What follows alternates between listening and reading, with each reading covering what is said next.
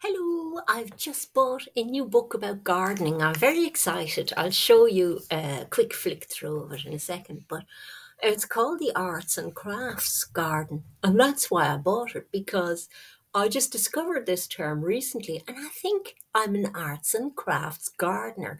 So I'll tell you a bit about what that is and you can decide whether you think I am. And then you might even be an arts and crafts gardener as well. Who knows? Let's find out.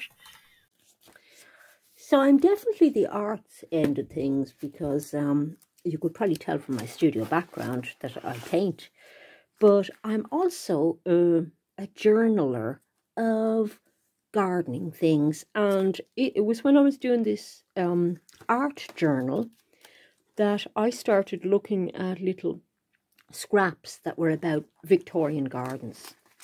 And I ended up making my own little scrap collection out of those and discovered some wonderful illustrators. And, so I like all this kind of illustration of that Victorian period, which went on for quite a few years. But the arts and crafts book, I came across it because the cover illustration was from a person called George S. Elgood. And I had been looking at his illustrations, so that's probably why it came up. But I thought, you know what? I don't have sort of topiaries in my garden, but that's what I was trying to do when I planted my garden years ago. Of course, it takes years to get a garden to mature, but that was kind of the vision I had for my garden, that I wanted it halfway between kind of a formal garden idea and a cottage garden. And I haven't read the book yet, but I think that's what the idea is of these kinds of gardens. Lots of formal elements and then lots of smaller sort of cottage or informal elements. Now, it's early on in the year, so it's a terrible time of year in one way to show you my garden.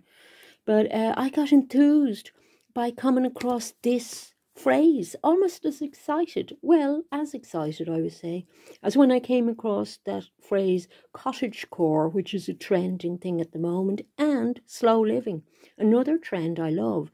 And there's an arts and crafts movement that was led by figures like William Morris, who you probably know if you're one of my subs who likes sewing, because there are a lot of William Morris fabrics that are very popular amongst quilt makers.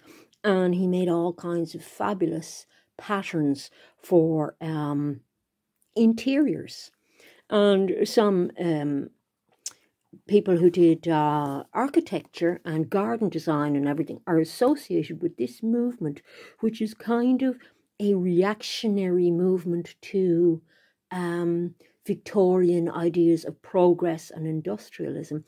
A little bit like, it could be argued, that the slow living movement and the cottagecore trending hashtag, that's more than a hashtag but is a lifestyle, that could be considered a kind of reaction to the pace of growth in technologies like AI, that it's kind of a reactionary thing to that.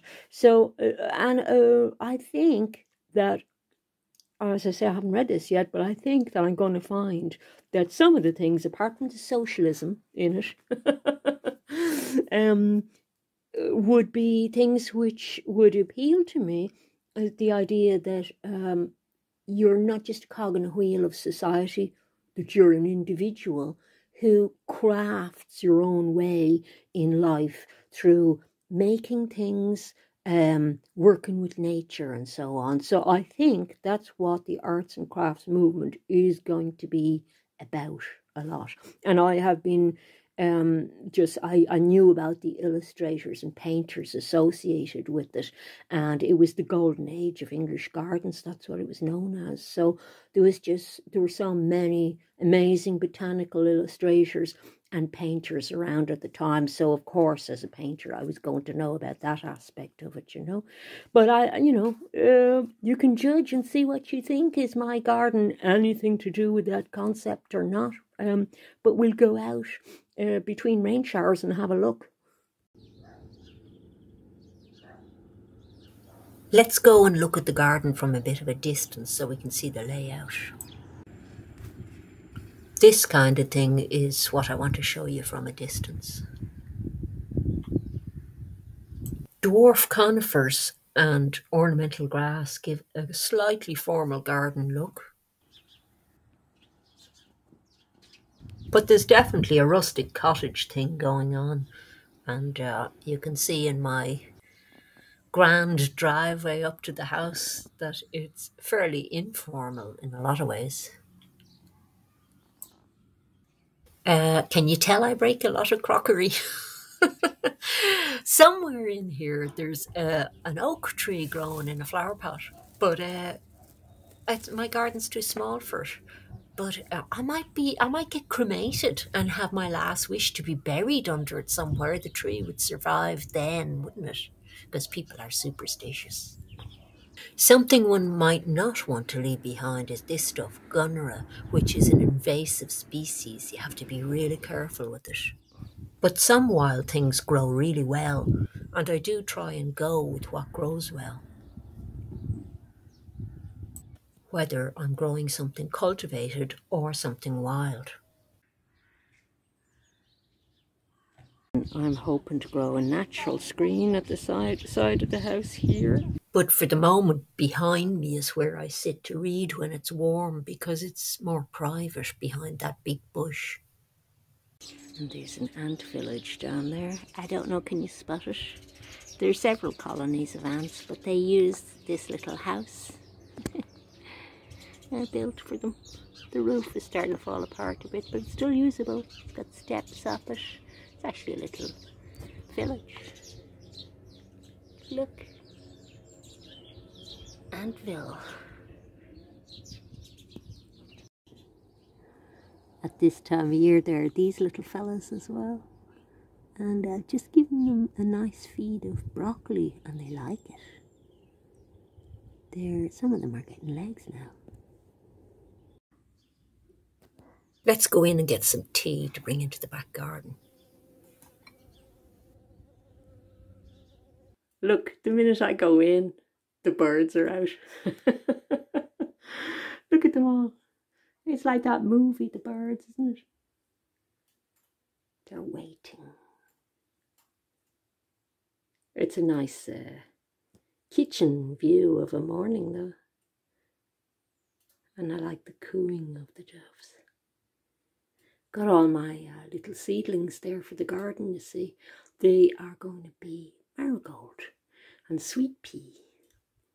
And then little collections of seeds that I have. Woo! Look at all the birds. Lovely. This is what the ornamental grass looks like later on in the year. Birds love it.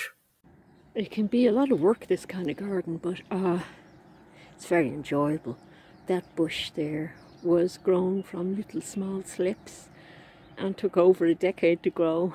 But I'm very fond of it for that reason. And I'm trying to make a little honeysuckle bower underneath here. Look at all the stuff I've clear to do with, though. But you know, working in the garden is part of the whole experience, and I like it. The cats have made their own path here as well. I call it the Heffalump Trail, but it's actually the cat trail. They have a whole path going in the winter when the grass is longer than that.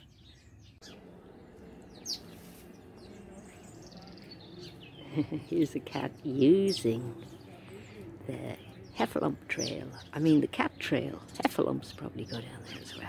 And the birds are helping with this bit, because this bit is a little kind of a path made by me and them together, where the seed is dropped from their feeder, and I feed them every morning.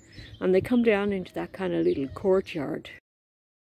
Yeah, so not acres of stuff to see yet, but it's still early in the year, and it'll spring into life really soon. Signs already. Well, thanks for coming into the garden with me. I hope you enjoyed seeing it, even though it's not full of blooms yet. It's still a little bit cool, and I'm enjoying cuddling up in the evening in front of a fire with a nice book, and I might get some more inspiration out of this book. I don't know whether you thought it was an arts and craftsy garden or not. I don't know what your garden is like. If you got an outside garden or an inside garden, or you're interested in gardens at all, you mightn't have made it this far in the video. I don't know. But gardens are definitely very enjoyable, whether you're just looking at other people's gardens or you're going to go to the bother of having a garden of your own. You know, some think it's a bother, and others think, no, it's a labour of love. Okay, bye. Thanks for joining me.